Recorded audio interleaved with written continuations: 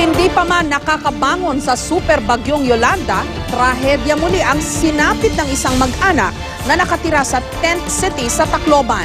7 ang patay matapos masunog ang kanilang tinutuluyang tent. Pahirapan ngayon ang pag-apula sa mga sunog sa Tacloban dahil nasira ang mga fire truck sa paghagupit ng Yolanda. Bukod sa mga fire truck, problema pa rin ang maayos na matitirhan. Sa ulat ng Senate Committee on Public Works, substandard ang itinayong mga bunkhouse para sa mga biktima ng super bagyo. Live mula sa Tacloban City, may report si Sherry Ann Torres. Sherry Ann? Yes, Jessica, tama nga yan. Doon sa bagyong Yolanda, ang lupit ng Yolanda kanilang naligtasan pero hindi dito sa isang napabayaang gasera raw doon sa mismong tent na tinitigilan ng isang ina at 6 niyang anak, nagwakas ang kanilang buhay.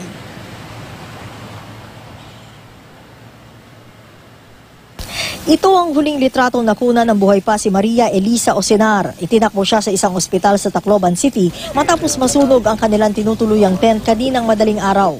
Ang 6 niyang anak kabilang ang 2 buwang sanggol nasawi rin sa ospital dahil sa suffocation at matitinding paso. 12 taong gulang lang ang pinakamatanda sa mga bata. Pagdating pa lang, nagkuhan ka agad yung doktor na for emergency intubation. Nag-CPR kaagad sila, nag-cardiopulmonary resuscitation kaagad sila. So, itong isa, after 1 hour, nag-declare na sila na dead. Di nagtagal, sunod ng binawian ng buhay ang kanilang ina. Pero bago siya lagutan ng hininga, nasabi pa raw niya sa mga bumbero na nakalimutan niyang patayin ang ginamit nilang kerosene lamp. Hindi pa pala sila nabibigyan ng solar lamp dahil nitong 1 linggo lang sila nakabalik sa tent city mula sa Samar. Lahat mga tao dito nagsilabasan, tulong dyan. Niligtas ang mga bata, nasunog na. Nasundan pa ang insidente ng sunog sa downtown ng Tacloban bandang alas 12 ng tanghali kanina. 5 magkakadikit na bahay ang mabilis na natupok, kasama ang isang kainan at isang printing shop na unang beses nagbukas mula na manalasa ang bagyong Yolanda.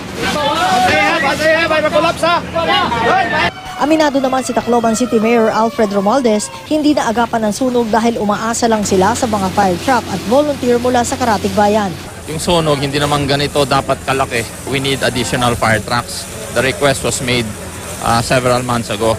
Pati yung mga tanker na nagdi-deliver ng tubig galing sa mga ibang barangay para sa mga resettlement areas ay pina-recall namin para makasuporta dito. Ang 4 na fire truck na lusod, nasira lahat nang humagupit ang bagyong Yolanda. At hanggang ngayon, hindi pa rin magamit ang mga ito. Mahigit kalahating taon makalipas ang bagyong Yolanda, hindi pa rin tuluyang nakakabangon ang mga nasalanta. Problema pa rin na marami ang tirahan. Base sa report ng Senado na inilabas noong May 21, lumalabas na halos 1 milyong piso ang halaga ng kada bunkhouse na itinayo para sa mga nasalanta ng bagyong Yolanda. Kasama na rito ang pondo para sa pagpapatayo ng banyo at communal kitchen. Hindi raw ito overpriced. Yun nga lang, substandard o hindi matibay ang mga bunkhouse. Ayon sa Senate Committee on Public Works, dahil daw ito sa kakulangan ng kailangan materyales na nirequire ng DPWH, di rin daw sapat ang manpower. Pinilit daw maitayo ang mga bunkhouse sa kabila ng mga suliraning ito dahil sa pangangailangan ng masisilungan ng mga nasalanta. Naayos na raw ang bunkhouses alinsunod sa utos ng DPWH. Rekomendasyon naman ng Senado, ipagpatuloy ang investigasyon sa di umano'y sabuatan ng mga politiko at kontraktor para maibulsa raw ang ilang porsyento ng pondo. Jessica, sa mga ilang araw na pananatili natin dito sa lalawigan ng Leyte, ilang mga residente na rin ng iba't ibang lugar na doon sa mga bunkhouse na itinayo dito, pati na rin yung mga naninirahan sa mga tenta na kausap natin. Ang initial daw na advice sa kanila, dapat pagpasok ng Hunyo ay ang pangako sa kanila, lilipat na sila doon sa kanilang permanent relocation area, kung saan nga ay ibibigay daw ito sa kanila sa mas murang halaga. Pero ang pinakahuling impormasyon daw na ibinigay sa kanila, mamumove na ito papunta siya Disyembre dahil hindi pa nga raw nauumpisahan ang mga proyektong ito. Jessica? Sherry Ann, una sa lahat, ipaliwanag mo nga yung sunog na nangyari kasi parang to an outsider, ang hirap mawari. Paano mamamatay ang isang pamilyang sa tent na nga lang nakatira? Yung tent madali namang, di ba, madaling makalabas doon. Bakit may namatay pang isang ina at 6 niyang mga anak? Oo, Jessica, umpisahan natin dun sa paggamit ng gasera. No? Doon unang-una, sa community na yon, doon sa kanilang tent city, pinagbawal na pala talaga yung paggamit ng gasera dahil nga flammable itong mga tent na ito. Pangalawa, ay dahil sa umalis nga itong mag-iina na ito, hindi sila nabigyan ng solar lamp. Kaya pagbalik nila mula doon sa Samar, napilitan sila na gumamit na lamang ng gasera. Yun doon sa tent, Jessica, kung ating i-imagine, yung zipper kasi dito sa mga ginagamit na tent, meron sa labas at meron din sa loob. Ito ay parang letter U na baliktad at medyo mahirap itong buksan. Kaya kung ayon mismo doon sa ilang nakausap namin, yung mga nag-imbestiga, mga nakakuha na report, tila nahirapan na makita nung nanay yung pinakahawakan ng zipper para mabuksan ito dahil malaki na raw yata yung apoy nung magising itong ina, gayon din yung kanya mga anak. Jessica? Baka na-disorient na rin kasi alam mo yung usok, pagka nasa-suffocate ka na, nadi-disorient ka na rin. Pero, di ba, ano ba yung mga tent hindi mahirap o hindi madaling mabuwag? Sana nabuwag na lang para nakalabas itong mag-iinang ito. Jessica, ito yung mga imported tents na ipinamigay doon sa mga nawalan ng tahanan, na mga pamilya noong pagkatapos nga naman nalanta dito ng Bagyong Yolanda. Ito yung medyo makapal na kahit alugin mo ng alugin o umulan man na malakas, Jessica, ay hindi basta ito bumibigay. Ito talaga ay nananatiling nakatayo lamang. Kaya nga lang, ang magiging in exchange doon sa pagiging stable niya dahil makapal siya, mainit to, Jessica, at saka mahirap talagang buksan dahil yun nga raw, for security reason na rin ang mga nasa loob. Jessica? Nako, dapat magsilbing leksyon yan doon sa mga iba pang mga kababayan nating hanggang ngayon nakatira sa mga tent na una, hindi dapat gumagamit ng gasera dahil flammable pala yung tent material at pagka nagkasunog, abay mahirap ka pa nang makalabas dahil de-zipper na yan at hindi rin madaling mabuwag yung tent. Second issue na gustong talakayin na ay yung fire trucks hanggang ngayon walang serviceable fire truck ang Tacloban City at humihiram lang sila doon sa mga katabi nilang mga bayan. Tama ba?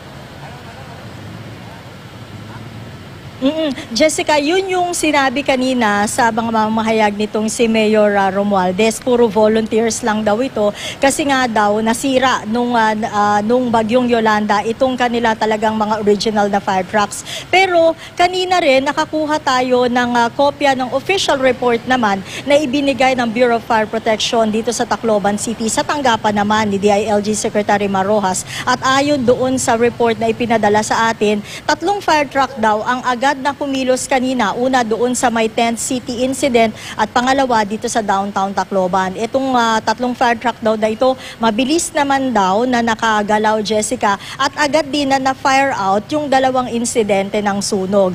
Wala ring naiparating o wala namang binanggit doon sa report na nagkaroon ng problema o delay doon sa pagresponde sa mga biktima ng sunog. Jessica? Kasi sa pagkakatanda natin, nagkaayos na itong si Mayor Romualdez at si Secretary Marrojas sa kabila ng kanilang alitan nung kasagsagan ng bagyo. Pero I think very important yun, very basic na ang isang bayan o ang isang syudad magkaroon ng fire truck.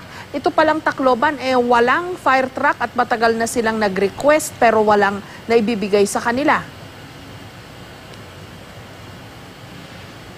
Jessica, tama. Walang fire truck kaya puro volunteer lamang muna. At sa ngayon, parang ang pagkakaintindi natin o ang pagkaka-explain sa atin, hanggang ngayon, naghahantay pa rin sila ng pondo na hinihingi nila para nga doon sa pagdating ng mga bagong units na to. Aminado naman, Jessica, itong si Mayor Romualdez na talagang kailangan lang nila o kailangan talaga nito. Kaya lang talagang hindi nila maitatanggi na sa ngayon daw ay talagang cash trap itong Tacloban City sa maraming bagay. At ito nga ay makikita mula dito sa iba't ibang klase ng serbisyo nila, pati na rin sa infrastructure. Jessica? Okay, 6 months after manalasa ng super bagyong Yolanda, matagal nang sinabi na substandard yung ginagawang mga bunkhouses. Pero ano ba yun? Ipinagpatuloy pa rin yung ganong prototype ng bunkhouses na sinabi na ngang substandard? Kasi sa report ng Senate Committee ito, substandard nga yung itinayong mga bunkhouses. Pero ano na bang katayuan nito mga itinatayong bunkhouses para sa mga biktima? Oo. Jessica, yung unang nakita natin sa may motocross, ito yung palagay ko, ito yung unang na-inspeksyon at napaulat na noon na talaga namang napakainit at ilang metro kwadrado lamang ang laki nito. Ito yung manipis din yung mga yero na tinatawag, no? Pero meron tayong isang nakita dito sa isang bahagi nitong Tacloban City na mas malaki ng konti.